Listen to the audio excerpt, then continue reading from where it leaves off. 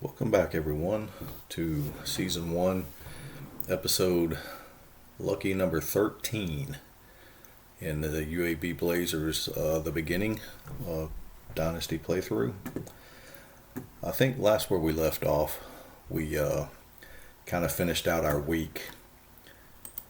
Good game week. We actually had played Middle Tennessee, had beat them 45-3, set up our recruiting outreaches, and had everything in place ready to do the next episode to start with the Louisiana Tech game. It was our last home game of the season. We were 2-point underdogs going up against them. And as you can see here, we ended up winning that game 19-10. So puts our record now at 4-7. And then we ended up closing out the week for our recruiting, and it was a great week to be a UAB Blazer. We ended up winning that game 19-10 and closed the week out by getting 8 commits that week. It was a very heavy recruiting week that week, and while we lost a couple people that we was really trying to go for, we ended up signing some that was really on my radar that we kind of wanted, and we ended up getting those. So our recruiting is really starting to take shape. We'll go through the Louisiana Tech game and kind of dissect it down and kind of go over it. The interesting thing about the 4 games that we've won this year, early in the season we played, when I kind of got to thinking about the 4 wins that we had, I was looking at how dominant we really were defensively in those 4 games. Now, granted, we've been crushed in a few, with SMU putting up 41 and Houston putting up 59 and Marshall putting up 35. But the 4 games we've won, JSU, so they got 6 points, 2 field goals, never got in the end zone with their offense. East Carolina scored 7 on a punt return touchdown. Their offense never got in the end zone. Middle Tennessee got a field goal. Their offense never got in the end zone. And with this Louisiana Tech game, they got 10 points. They got a field goal, and then they got a pick 6 return for a touchdown. So their offense never got in the end zone. So in the 4 games that I've won, the opponent's offense has not scored a touchdown on me in those 4 games, which I thought was pretty interesting, especially as how we were kind of manhandled in a couple of the games that we kind of had, particularly the Houston game. We've really had some rough ones, but the interesting thing is sitting there at 4-7 now. I kind of go back and I look at Tulane sitting there at 8-3. We had the opportunity right there at the end to try and get into field goal range to even pull that one off. I mean, that was a game that we coulda, woulda, shoulda. It didn't happen. It's a loss, but it was definitely within reach. And the Central Florida game where we led 24-10, I think at halftime, was another one that we just let slip away. You take those 2 games and you think about it, that could be a difference in us sitting here 6-5 going into Memphis, and even with a loss to Memphis, could be 6-6 and bowl eligible. So it was actually relatively really close. Also, too, we'll go ahead and cover, too, because I kind of went out of this Louisiana Tech when we ended up playing this game, and we went through our recruiting and did our outreaches and closed out the week there, and we got our 8 recruits on that week, our commits. Had an open week in 13, so I went ahead and adjusted my recruiting board because we lost a couple guys. I'm having to pull a couple in. And the one position that's really killing me right now was tight end. Any tight end that I've went after, I've not signed. I think I've offered maybe 4. I know I've at least offered 3, and all of them have went elsewhere. So I've had to really kind of go back and look. And I'm kind of at the point now that I've got a couple offers out there to a couple guys. I don't know that I'll get both of them. If I get one of them, great. Whatever I don't end up getting, I'm probably just going to reserve it and hold back until we get into the portal and maybe end up trying to find a tight end in the portal. Because going back and looking at my roster on the tight end, where I'm losing a couple guys there, I've got basically, I've kind of benched Havens, and I've been playing Mentzer a lot more anyway. And he's decent. I mean, he's 84 hands, he's 70 speed. He's just not really strong, and he's as good a pass blocker as Havens was. So I really need to find someone out there that's going to replace Crawley, kind of, on my run game for tight end. But he's picked up kind of, some of his snaps, kind of where he's played a little bit more. I've got him kind of in place coming in with Havens. So Accardo, I don't really expect a lot out of, probably. There's really not much of a future I don't really see for him. So I definitely need a couple more tight ends. But Mentzer's just going to be a junior next year. So I've still got him for a couple years. So looking at that, I'm thinking, maybe I'll start shifting and shuffling some things around and looking at a few different things now. But looking at the game, we'll jump into the game quick. But going back to this week 13, so I closed it out as well and went ahead, and I'm at the point now that I'm into rivalry week, this week 14, where I'll end up doing my next episode is kind of setting up and getting everything prepped and ready to kind of play Memphis and close the season out as far as games go. But closing out week 13, I did end up getting 3 more recruits. So where we end up sitting at the recruit level now is I've got 16 commits, 3 offers out there with 1 scholarship still left remaining. We'll get into that in just a second, but we'll go ahead and cover this Louisiana Tech game. It was actually a really, really good game, a very interesting game. I ended up benching Arland right before halftime after he threw his second pick, and that actually ended up being the pick 6 in the second quarter. They scored with 4:52 left to go up 7-3, and that was his second interception that he had thrown. Wasn't really doing well, 4 of 12, 22 yards.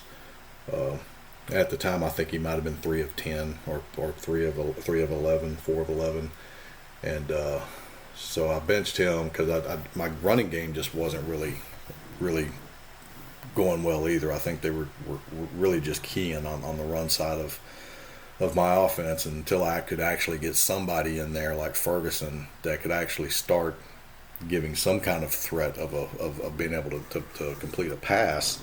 They were just keying on my run game, and it was pretty much shutting me down in the first half. So I ended up putting Ferguson in. He ended up doing much better. But I kept Arlen on the RPO package, and in the second half he ended up throwing another interception, his third one on an RPO play. And Ferguson threw one. So I really put my defense in some bad spots this game, but they were able to weather through it and hold them off. I mean, they never ended up scoring, getting in the end zone, at least on the offensive side of the ball. But I did have 4 turnovers at that game, and it was pretty rough. But they we got the field goal in the first quarter. They ended up getting the pick 6 right there with about 4 minutes left, and then we was able to go down and get a field goal. And actually, it was Ferguson that had that drive. So when I pulled on that pick 6, when I pulled Arlen at 4:52, we got the ball back. It was Ferguson that finished out that second quarter, and we was able to drive down. I think it was 24 yards, so we were on the 7-yard line. So we did end up getting down inside their 10. Just couldn't punch it in, but got the field goal and went into halftime 7-6.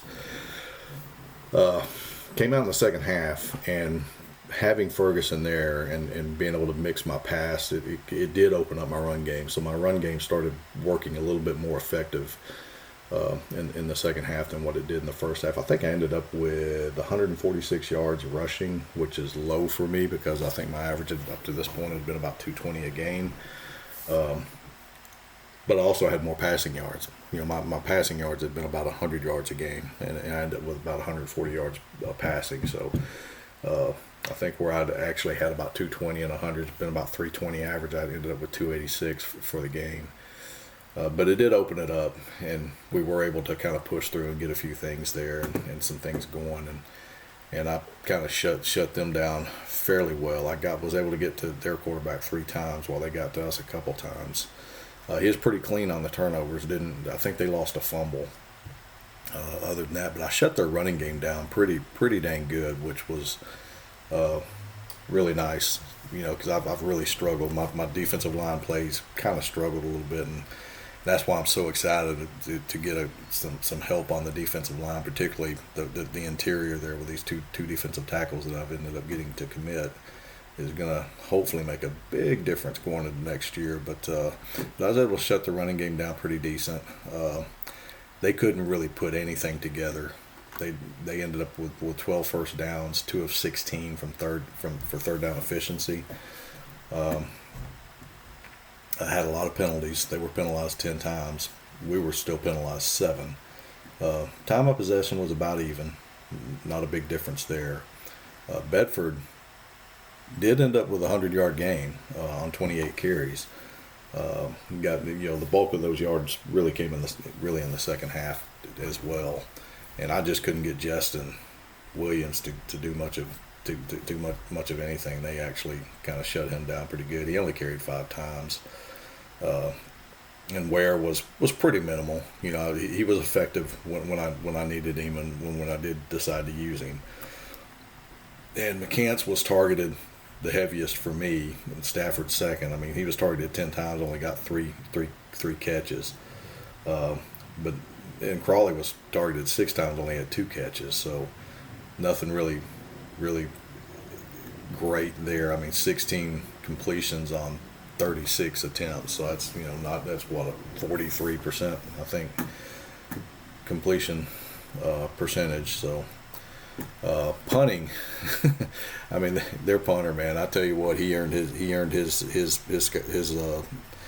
scholarship on this day. I mean, he was back there punted 12 times, and we weren't too far behind. We still punted 7, so it was definitely a defense, kind of back and forth type of game. Defensive line play definitely is getting better. I mean, looking at 5 hurries and basically 5 or 6 hurries and 6 knockdowns with 3 sacks. I mean, we were in there as well. But the other thing that I've started doing a lot better, I think, as the season progressed, was being able to pick and choose my blitzing and blitzing kind of really at the right times. That seems to be definitely much more effective than what it might have been earlier in the season. So definitely feel better about that too. Defensive line play again. Frantrell Forrest. I mean, seven tackles, 3 of them for loss. Didn't have a sack, but he had 2 hurries and 2 knockdowns. So he had a hell of a game from the edge. So definitely much improved line play. And Neil actually had a pretty good game too. That's probably one of his better games that I've actually got out of him as well. Of course, he's kind of been off and on injured throughout the season. Missed several games, I believe, as well, or a few games where he's kind of been in and out. So yeah, he's missed 1, 2, basically almost really 4 games, 5 games that he didn't really hardly play any snaps with. But he actually had a pretty overall effort was A, so he had a pretty good decent game too. So that was what got us there. So my offensive player of the game was Mario Wright with 9 pancakes. So he actually was making some flapjacks for sure that game. So he did really well. So that basically is winning 19-10 again. 4 wins, no offensive opponent touchdowns in those 4 wins was very interesting to me. So it's going to be interesting going up against Memphis now. Of course, they're a much bigger favorite. They're 7-4. We're 4-7. They're 21.5-point favorites, and I've got to go to Memphis to play. So no significant injuries, too much on either side. I'm probably still going to be without Mitchell on the end there. So it'll continue to be Jenkins and Forrest and kind of peppering in some relief, I guess, on those guys. But I think I have decided, and it's just simply for the fact that Arlen he just really hasn't done what I've really needed or expected him to really do too well. He seems to play decent in the games that we're losing, but I think we're kind of forced out of our game plan in those games kind of early, and we're just kind of shooting from the hip some. But in games that I've coordinated and actually trying to go through like these last couple games, he just really was pretty insignificant both those games, and he was really terrible against Louisiana Tech. I think I want to be kind of in the same situation with Memphis and their defense. I think they're going to be much better than what Louisiana Tech was. And I think I'm just going to end up going with probably, I may keep Arlen on the RPO package and still play him. Because it's kind of hard not to have that 90 speed at quarterback and try and get something out of it. But I think in the run and pass packages, I think I'm going to probably end up going with Brock Ferguson, probably to close the season out and kind of see what we go with there. So that's kind of where we are there now. I will say running. So I've got my 1,000-yard rusher. So Keaton Bedford and Lemansky Ware's fullback position pushing 700 yards. So he should breach that 700-yard mark for fullback, I guess, in the next game. And heck, maybe Bedford can be close to 1,200 if I can squeeze another 100-yard game out of him against Memphis here. Not going to really be. I don't really expect him. Even pulling off a win here. I'm not really expecting a bowl game. Probably. Even if you pull the upset off here, you're sitting 5-7. I do know, and I haven't completely went through and adjusted my bowl schedule, because with a 16-team playoff and 132 teams, with the how the bowls is set up here and the number of bowls that there are. When I was running through some test leagues on this setup before I started this playthrough, I noticed there was probably, golly, man, I guess 16 5-7 teams that were getting the bowl games, and I just don't like seeing that. I think if to be a bowl eligible, I'm just the old school firm believer you should have a winning record, or at least 500, 6-6. So I'm going to try and trim back some of these maybe under significant bowls out of that, maybe pull about 5 of them out where I drop about 10 teams, 10 less teams, and they should be the 5-7 teams that really don't get a bowl matchup, because honestly, with the way it's set up right now, if I pull the upset of Memphis and say I was able to do it and go 5-7, I might get a bowl bid, and I just don't think with the season that I've had that I'm just really deserving of that. Had I been able to pull off a couple close ones like that Tulane game and maybe sitting there, 6-6 or something, probably so. But I'm just kind of thinking that anyway. So I'm going to try and restructure that bowl before we get to that point in the season where I can kind of reload it and make sure that kind of doesn't take effect. But I'm going to have to test it out and make sure it works first before I kind of get into that. But once we get through this next week, I've got week 15, the Army-Navy week, and then we have our conference championships, which I'm not a part of, but those are recruiting weeks, so I'll just continue on the episodes. I might actually do 15 and 16 together, do one more episode after this one, do episode 14 to kind of cover this Memphis week and the recruiting there, and then actually have episode 15 that's going to cover weeks 15 and 16 to kind of get us into the bowl and playoff part of the season, and then continue on from there. Injuries right now going into Memphis, I don't really have, again, no real significant injuries. I think Antoine Mitchell's going to be the one that's missed. I think I'm going to have Kenworth back. I'm going to kind of have him back in, and Bayham's kind of been my goal line short in a couple different areas where he does get some snaps, and he'll be ready to play as well. Scheduled outreach, I think I've got all my outreach and everything currently scheduled up for what we're going to do recruiting. So with that said, we will jump across and look at what we ended up doing. So when we were back on, this was the big week. This was the week that we ended up beating Louisiana Tech. And in that week 13, I was able to pull these guys off. So I got my center, Nate Judith, who was a late offer because I had that offer out there to Angelo Lindsay.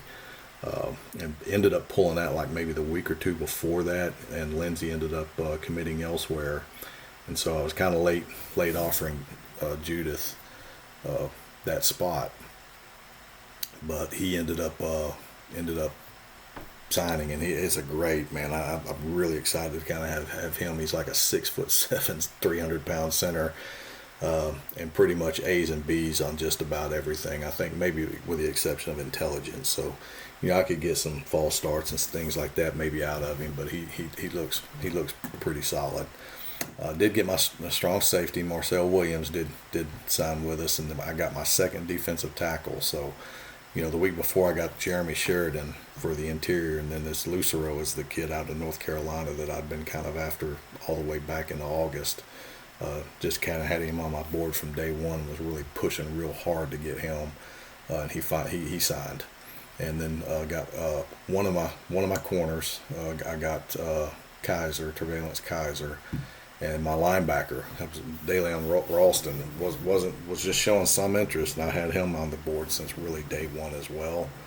And was kind of concerned I wasn't going to get him, but he ended up signing too. And then the Colin Josephson is I had two offers out there for guards, and the other one ended up going elsewhere. This Ruger Hagen actually committed elsewhere to NC State this same week. We lost him, but I did get Josephson, but it still put me in a spot that I ended up having to do a backup offer on one I hadn't kind of identified that I wanted to kind of go after afterwards. Did get another receiver, LJ Motley, so that's my second receiver sign. So I'm still basically going to be down two receivers. I think at this point in the season, because I signed the quarterback and didn't really need one, I'm gonna be dropping something below on a position. And I think ultimately with 10 receivers, it's probably going to be receiver. I'll probably go with 9 because I looked at what I'm playing this year. I'm maybe playing 5, have played 5, maybe a 6th one. So I think from a depth standpoint there, I think I'll be fine with going with 9. And then did get our kicker, and the kicker's the author just kind of leaving this year, so just getting that secondary backup kicker, which actually Hibbard may actually end up starting. We'll just have to kind of look at the ratings and stuff when they kind of come through, but ended up getting him to commit. And guys that we lost, a lot of them were on our boards that were secondary thoughts to kind of to have. But the ones that we did have offered that we did lose, again, was Jermaine Byrd, the other tight end that I kind of had since day one. He ended up going to Iowa, so we lost him. The other offer I had out there was this Ruger Hagen guard. He went to NC State. The Quadarius Brinson, that big A-speed 6'5" receiver that I was really wanting to get. Big knock on him was his run blocking. Just didn't really have it. But 6'5" and A-speed and B hands was kind of really wanting to get him as well. But he ended up choosing Ohio. And that was really the only ones that we had offers for. And then we had some that we had been recruiting, but we had already kind of hidden and moved on from. Several of those ended up signing as well. And that was really for that Louisiana Tech week. And then when we went into the bye week, we ended up getting three more signs. And one of those signs was an immediate offer. When I lost,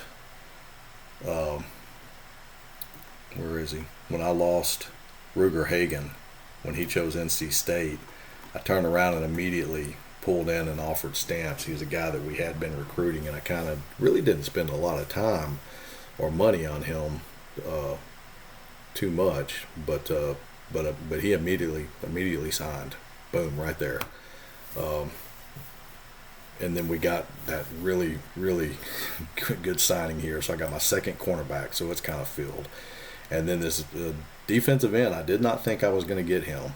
I had him, he was, a lot like, a couple of the other ones I had since day one that just wasn't really showing a lot of interest. But I think we had such heavy weeks the last couple of weeks where there were so many commits that kind of happened. I think, maybe some of the holdouts that they were kind of waiting to go for, and other schools that they might have actually wanted to go that they didn't have an offer for. Maybe a lot of guys ended up signing there, and it kind of closed those spots down. So it made me, I guess, my offer a little bit more appealing.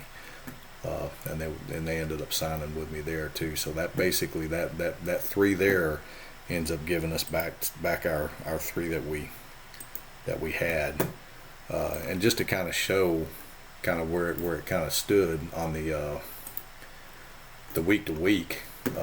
So again, our first signings didn't really happen until week 5, or no, week 4. I'm sorry. We ended up having like 26 signings in week 4, 35, and then it kind of ramped up, continued to ramp up, hit that 220 mark was that first big week in week 9, and that's where, you know, week 8 is where we got 3 signings and then 1 signing. And then we had 170. It started tapering back down, but then week 13, that big week that we got the 8 signings in, there were 613 that ended up signing. So I think what happened there was a lot of shuffling around that really took place. So where guys might have been holding out, hoping that they would get an offer that would come in if, you know, the schools actually signed somebody else, and it kind of closed the door on them, and it kind of opened the door for me. So I think that's where I kind of ended up getting a much bigger week there, being the prestige that I am, especially with some of the ones I was going after, because, you know, a lot of them were these 3, 4, 5, 6, 700 ranked kids. And then the next week was, you know, again, another big week. It was 302 signings, and then we ended up getting 3 there. So that's kind of where it stands. So ultimately, if you look at 132 schools, and there's probably 21 on average, 21 scholarships out there between them all. I think the game produces 30 per team. So the recruiting, I have 132 teams, so there's 3,960 recruits. But only about 2,700 of them are going to sign. There's only going to be about that many, so it's only about 70%. So there's still going to be, you know, 2,700. There's still going to be 1,200 of the overall total number of recruits that are there that just aren't going to sign anywhere. See, there's entries 3,960, and then if you kind of go through and look at some of the recruiting news, kind of where we stand on the recruiting piece of it, you know, these guys, I think everybody's around 19, 20, 21.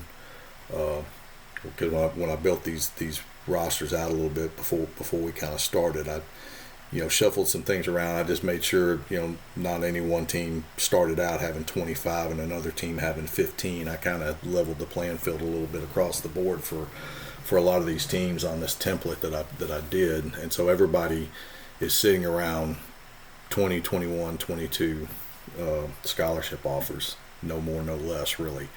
And so a lot of these have really already filled theirs up. You know, I had 20 offers, and I've got 16 of mine full right now. So if you look at me, I'm basically sitting at currently with what I have, I'm sitting ranked 40th in the recruiting class overall in the nation. Not too shabby for, I guess, a 50 prestige team, especially one that looked to be as bad as I was. Kind of the thought was to finish 9th in the Conference USA, more or less 3-9 projected season. And I think, you know, if you look at my roster from last year, you look at my you know, I think I was recruiting ranked based off of, I guess, the freshman that I had was like 123rd out of 132. So coming into a first season there, and I've got it kind of a national ranking sitting around 40 right now. Again, I don't know if that's really going to climb. If anything, it's probably going to drop because I've only got maybe 4 more to offer, and there's several behind me. If I'm looking at like where I'm at number 40, you know, you got Kentucky sitting there with 16. I think by the time they get their additional 4, they may end up leaping me. You know, so it's probably going to push me back, but. You know, with what I have left, I'd be surprised if I fall much further back than 50. I think I probably should close the season out around 50 maybe. But right now in Conference USA, there's only 2 teams ahead of me. And that's teams I would completely expect to be ahead of me, and that's Central Florida and SMU. Kind of with their... And, of course, they're sitting with 19 recruits as well. So, I mean, if I had the additional 3, I would probably be right there with them, honestly. And the one that kind of surprises me is I'm ahead of Houston. And we almost have the same amount of signees. And I'm ahead of Tulane. They've got 1 more signee than I have. But you look at them, and they've got like 5 2-stars and even a 1-star that they ended up signing. And then the other one down here, I'm not sure what's happening with Memphis, but they're only low on their points total and kind of where they're sitting because they've only got 9 commits to this point. But they've got another 10 or 11 or 12 that's going to come through, so that's going to kind of pull these up a little bit too. But with what, you're looking at Middle Tennessee, and they got some 3-stars and 1-stars. Then you kind of look up here at me, and I've got like a 4-star, that's the quarterback, and then all the rest are 15 stars. And I've got this 325 cornerback as well, which is outstanding for me. So I'm really, really excited about this guy here too. So he graded pretty well, and his potential is amazing. And he's pretty much straight B's down, with the exception of his tackling. So I think he's going to work out to be, and a good work ethic too. I think he's going to work out to be really solid. And this is the one interior tackle that I have, A- strength, smart, B speed, and then the other defensive tackle interior that I've got, again, not quite as strong, but B's on everything else. B intelligent, smart, really in leadership. He's a good leader too. So really excited to get. That's one thing I was really wanting to do, was kind of beef up my defensive rushing this year. I just feel like I've gotten ran on pretty heavily this year, and kind of, if I go back and look at, see if I can find where my dashboard is. Yeah, so against the rush this year, I've given up 215 yards a game, which puts me 125th in the nation out of 132 teams. I'm at the very back end, so I've really got to do something to help solidify that a little bit better. And as lopsided as I am there on defense, I'm that lopsided on offense too. So I'm, if I don't have any running success, I'm pretty much screwed, because I just don't have a passing attack, and I'm hoping that's where, Mark Penn might be able to come in and be able to help a little bit there too. But I'm not sure what I'm going to get here. He's A+ arm, and he's B strength, average intelligence, average accuracy. So I'm just not sure what I'm gonna get there. I'll be kind of curious to see how that kind of works out, and we end up getting there. But this secondary guard here, that Fernando Stamps that I ended up getting, not a great run blocker. He was a C when I thought I was getting a C, but that's kind of went more to a D. But he's definitely strong. He's A- strength. But my other guard that I have, this Josephson, B, pretty much B's all the way across, B+, good smarts. And then Aroldis Wright, the tackle, B and C, but B intelligence, B strength, should be doing okay there. One thing that I was thinking about too as well, so if I have basically these 16 commits, I've got 3 offers that are kind of out there. I'll show the board here in just a second. I've got 1 scholarship left that I'm just not ready to offer out yet. What I'm really needing to offer out there, probably more, is along the, okay, is it on this? Hold on a minute. Yeah, this is, no, it's not this one. Let me move this one over here. It's really more along the lines of, yeah, there's my targets, okay. It's kind of where, so these blues, I've closed these positions out. I really just don't need to look at anything else there. I do have an offer out there to a free safety, and I've got 2, hold on a minute, something's not adding up here. I've got 3 offers out there. Let me look at my board here, because 2 of them are tight ends.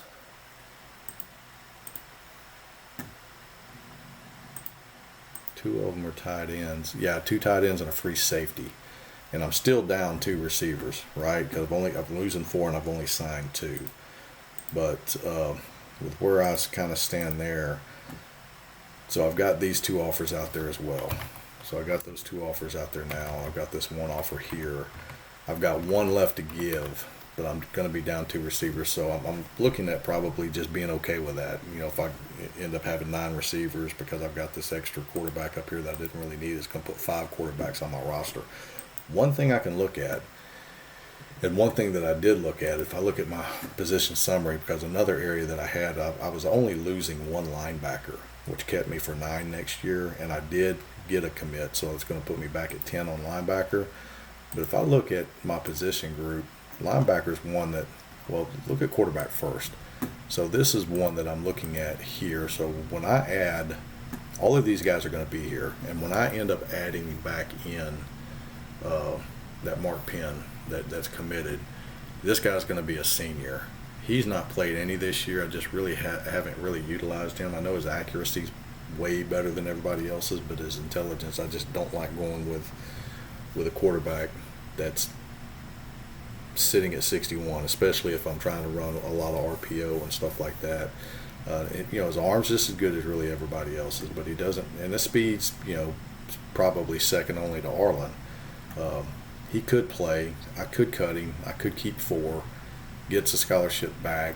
Allows me to kind of go after something else. But the one thing that I got to looking at and that kind of scares me a little bit now is this position here. So I only went after 1 linebacker because I'm only losing 1. But I'm going to have 3 seniors next year. So I'm going to have to be linebacker heavy in recruiting next year. I've got a couple here that are going to be decent. This one's going to be decent. So Amara Karwa, he's done really well this year. He's going to be a junior, so I've got him a couple more. He'll be fast approaching the 80 overall with areas, good speed, and everything else that you kind of want. I've got these guys down here. Now, granted, they're only freshmen, but these 3 guys down here, looking at their speed, well, even really 4 of them, put Hurst in there. These bottom 4 guys, I got to replace them, and the problem is they're freshmen, 3 freshmen and 1 sophomore. They're going to be there a while, so I hate cutting, and I know when you cut, you end up taking some hits and stuff like that. But they just don't fit. They don't fit me at all. I mean, look at their strengths. I mean, these 2 guys here, like Webster and Hennigan, 50 speed, 40, 30 strengths. Got some decent agility, but 44 intelligence for Webster. I just, low hands, just everything about them's just, these bottom 4 guys, I could dump them, all 4 of them, and maybe try and go for something in the portal. But I'm gonna have to look at that. I don't know that I could really dump all 4 of them. Particularly looking at maybe dumping a quarterback. That's going to be 5 guys that I'm going through and cutting. I just don't know how big of it. I've never really done a lot of that too, so I'm not really sure. I'd be kind of curious to hear any of you guys if y'all go through and do a lot of cutting, what kind of negative impacts that you see the most, and particularly if you're cutting that heavily on one position group too, like I am would need to be with these linebackers. But I would definitely love to drop a couple of them and go after a couple in the portal to kind of give me some immediate assistance, because again, like I said, I got 3 seniors coming. That's going to be next year, so it's going to be a position I'm going to have to recruit heavily for, and it's going to be a young group after going the 2025 season. So 2026 season is going to be a really young group on my roster here. So looking at that, I've got to figure out what I'm going to do there. But going back to my targets, and this is kind of I've got the good thing about it, I'm down to about $850,000 left on the budget. So I'm probably going to make that 500 mark for my facilities, because I'm not I think my spend right now, if I go back and look at with what I have set up currently right here now, I'm only spending $45,000 this week. I've got 3 offers out there. If those sign, I'm sitting there with 19 commits with only 1 left.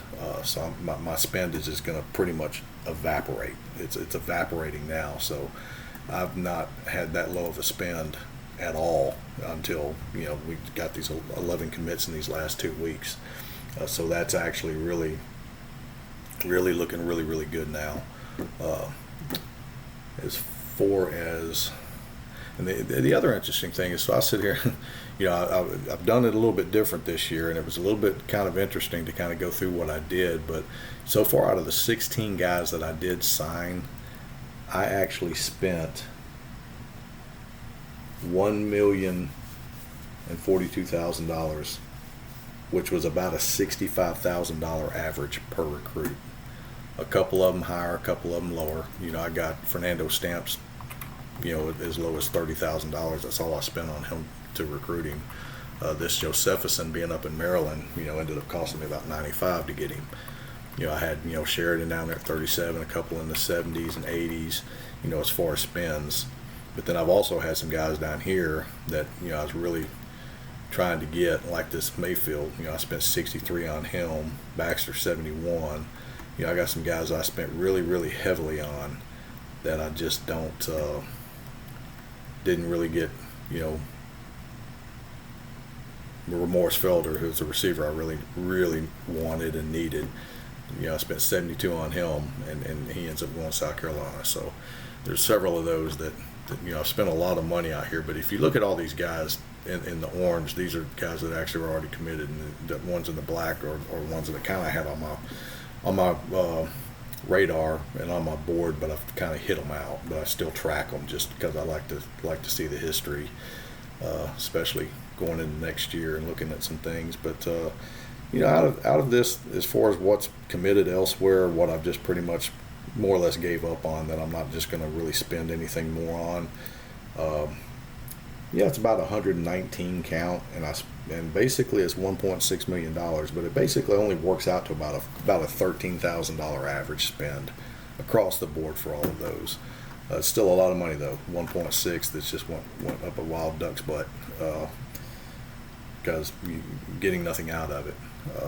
And then my overall spend on the 16 that I have is $1 million, so it's much less than that overall total there.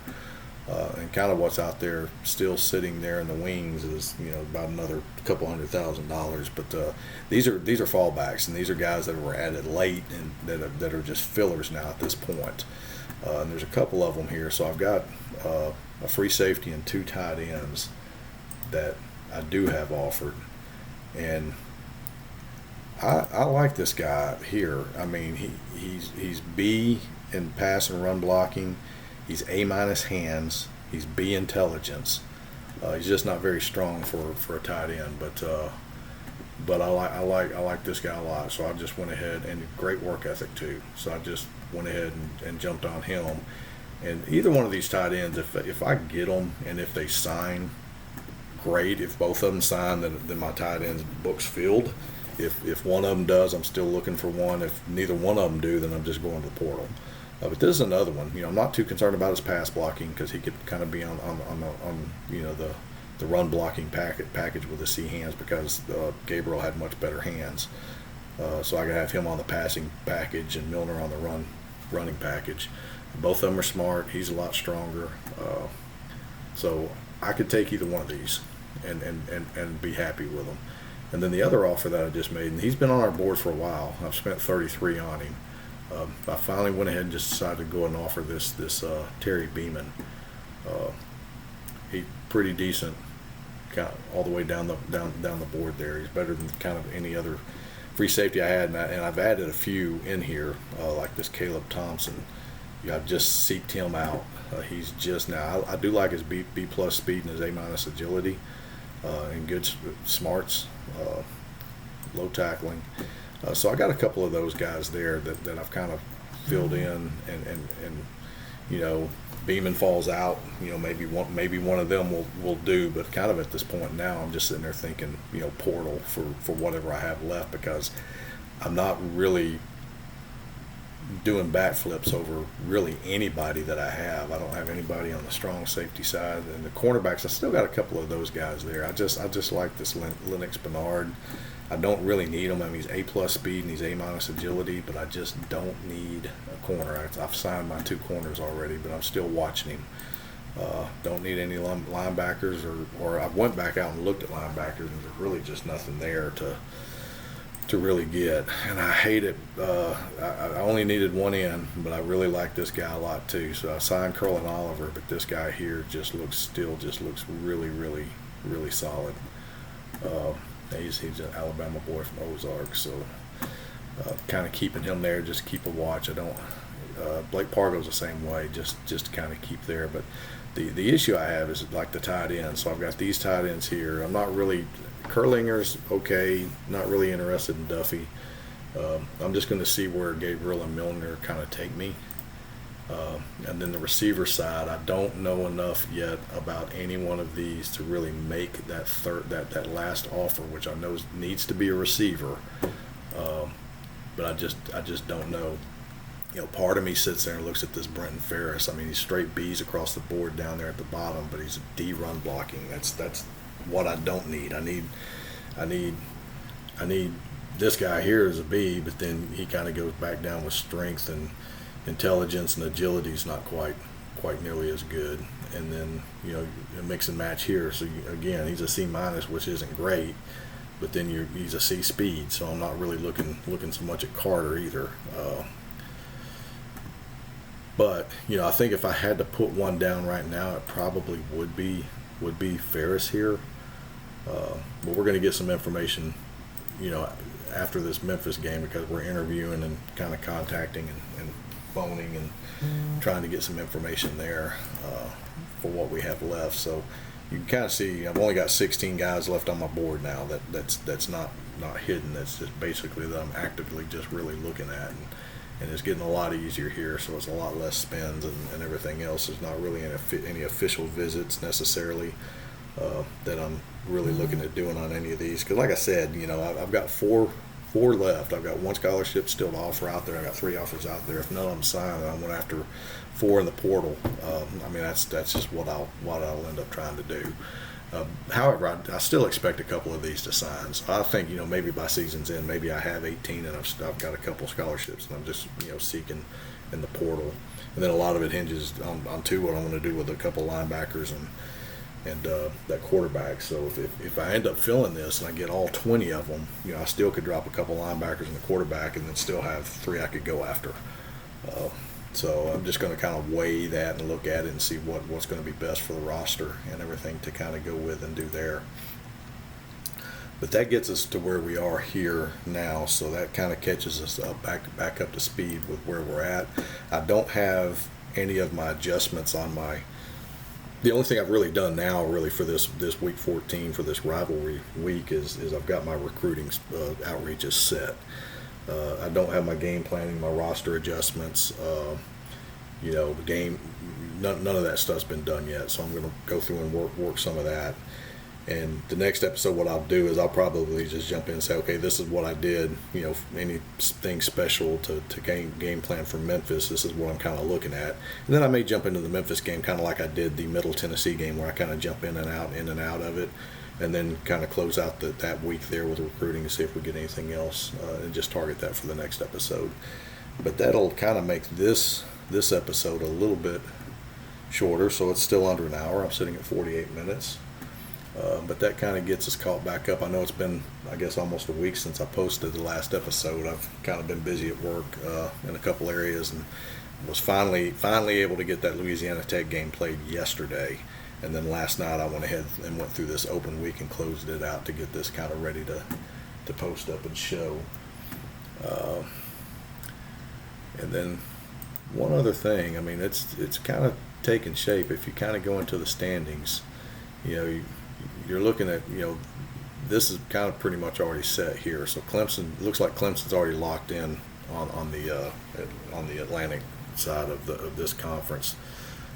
They've 9 games played. They still have one, but Wake can't overtake them. So with kind of what's left out there and remaining, it looks like it's going to be a Clemson-North Carolina ACC matchup as far as the ACC goes. And in the American, it's definitely a Western Kentucky, Florida Atlantic. So that's going to be your matchup there. Of course, the winners of all of these conference championships get automatic bids into the playoffs. So any one of these teams that are winning. I mean, Kentucky's 8-3. They could win that game and be 9-3 and end up making it to the playoffs. So it's going to be a couple fun things to kind of watch there. And again, it looks like Rutgers has the North, Big East North, sewed up. This game here, that's what's going to make it. They're playing for all the marbles right here as far as being able to get to the conference championship to represent the South. Because if Pittsburgh can come up and beat them, they'll be 7-2. West Virginia will be 7-2, and they'll get the tiebreak. So if West Virginia's got to win, and or Pittsburgh's got to win to be able to make it as a 4-loss team to get to the championship game. Still no guarantee they'll get to the playoff, but West Virginia's favored by 16. So that's going to be interesting to kind of watch how that plays out and develops. And then you look at the Big Ten. Ohio State definitely has the East represented, and then here, I guess if you look at Wisconsin's playing Minnesota, and Notre Dame is playing, or Notre Dame really okay. So Notre Dame's done. So Wisconsin has to win against Minnesota, but there's still no guarantee because I'm not sure did Wisconsin. What did they do against Notre Dame this year?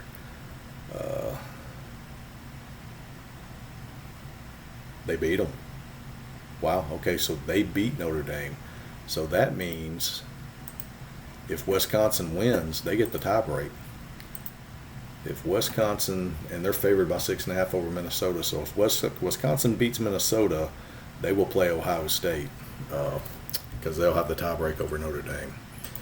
And then the Big 12 is Oklahoma State in the North, and Baylor is finished out theirs. Texas is playing A&M as a 21-point favorite. What did Texas do against Baylor? They lost to Baylor. So it looks like Baylor has that sewed up then.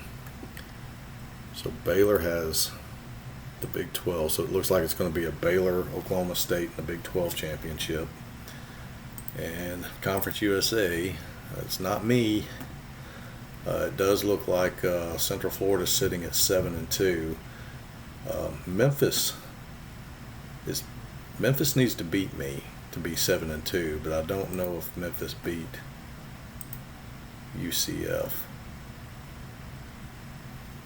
They lost to UCF, so it's not going to matter. It looks like it's going to be UCF anyway. Based on that, so if UCF is already sitting 7-2 and they've got the tiebreak on Memphis, they're representing the East, and then Tulane and Houston. Houston plays Rice, and Tulane plays Louisiana Tech. So if they both win or they both lose, who has the tiebreak?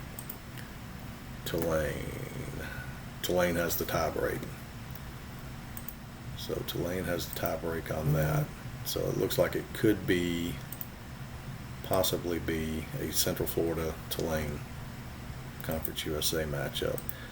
And then the MAC, chances are it's going to be Buffalo and either Toledo or Ball State. They don't play each other there. And the Mountain West, Boise State. Looks like Boise State and San Diego State. Well, San Diego State's worked themselves up to 21. And then the Pac-12, Washington and Oregon. It looks like both of those have easy routes there. So chances are it's probably going to be Washington, and it's likely going to be Utah. So Washington, Utah, and then the SEC. Man, they just beat the hell out of each other here. So I mean, you're looking at it's already Georgia in the East. They're 6-3. Nobody else can catch them on the East side, and it looks like Alabama, Auburn.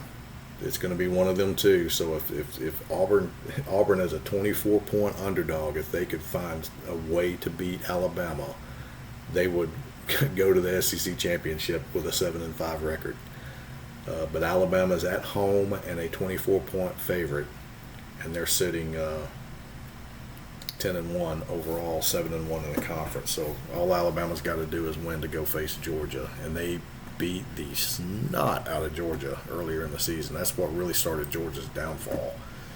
They were number 1 in the country up to that point, all the way up to here, and then they got beat by Alabama 58-10, and then they barely beat Mississippi. Then they ended up losing 3 straight games past that before they finally got back on the winning track against Vanderbilt. So they will need to try and get some revenge, I guess. And then the Sun Belt, the last one to look at there, it looks like it's definitely James Madison, most likely going up against North Texas. Brigham Young still has an outside shot, but they're closed out at 7-2. Actually, they may not, depending if they lost to North Texas, and then they lost, so they don't have a shot. So it's basically it's North. It looks like it's North Texas on that side as well. So that's going to be.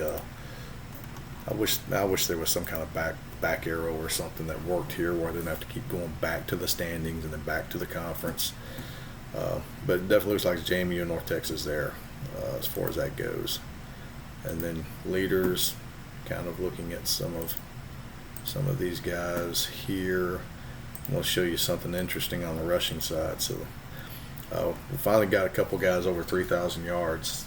This Belagamba for Oregon, I think he was a preseason national All-American when I was kind of looking at the rankings, and that's something else I kind of go through and do is based off the rankings. I got formulas for all of the categories that matter most for the positions, and I kind of equated up to a number in a ranking, and I kind of look at those guys as being what should be your preseason All-Americans, and I kind of like to look at that at the end of the season to see how many of them actually made it, and Belagamba's one of them. So he was a national All-American, first team, I think, actually, in my rankings, and it looks like he's right on target for it. But there's the passing. So let's go to rushing. Here's the funny thing on the rushing side. So I've got this Clay Hebert, quarterback, is leading the nation in rushing. Not just quarterbacks, he's leading the nation in rushing. And then the guy that's in third place is that Kalani Aldridge, another quarterback. So your top 2 rushers in the country are quarterbacks. Not running backs, they're quarterbacks. But then you look at all these guys over 1,000, and you've got another 1,000-yard gainer, this Kenny Wilborn, who I still have nightmares about.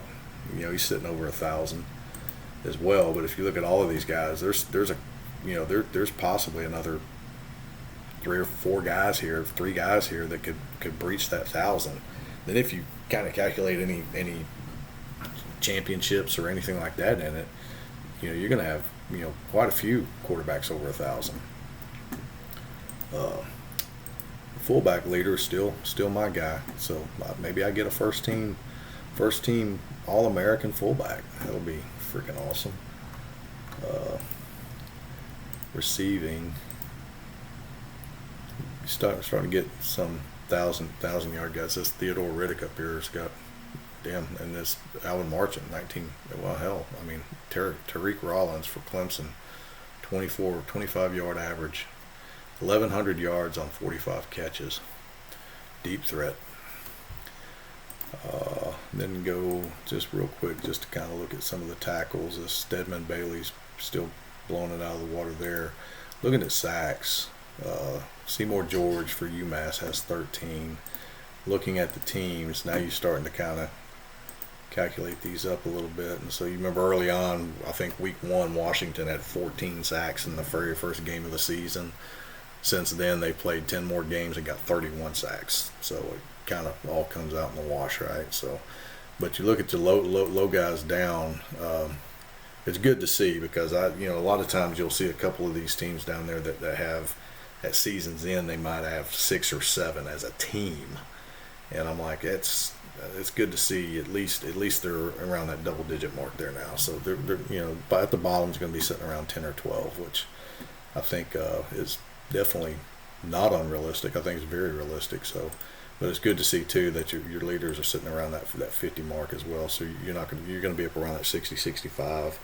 You see some kind of special group, special team sometimes that might make that 80 mark or something like that. It's kind of cool. But as far as TFLs, Tulane 77. I think I counted about 10 of those against me, I believe. But they're leading in that part of it. Totals per game, if I, not to really look at everybody here, but to kind of go back across and look at your total yards on offense, I'm about 4th in the conference, and on the offensive side overall, but I'm almost at the bottom, offensive passing, but I'm at the top, running. Then you kind of look on the defensive side, I'm middle of the pack again, but again, I'm top of the pack against the pass, but almost bottom against the run. I mean, Middle Tennessee's team I got like over 400 yards on. I mean, they're sitting at 275. That's in the country. That's by far probably going to be, it's definitely by far is in last place by 40 yards. California's 131 with 234, and Middle Tennessee's sitting there with 275. So even since I actually played them, and I got the 419 yards on them on the ground, since I've played them, East Carolina ended up getting 238 on the ground, and then Rice probably was run happy as well. They got 335 on the ground. So they ended up, that damn quarterback got 179 yards on them. Oh, wow. And he had 238 in the air. Damn, he had a day. All right. Well, that kind of takes us to where we are there. So ultimately, I'm at the point now I just need to finish out and get my game planning and stuff done for Memphis, and then jump back in and maybe jump in and out and play the game, and then get through this last week of recruiting on the next episode. But I'll go ahead and close this episode out and get this one posted up, and see you guys on the next one.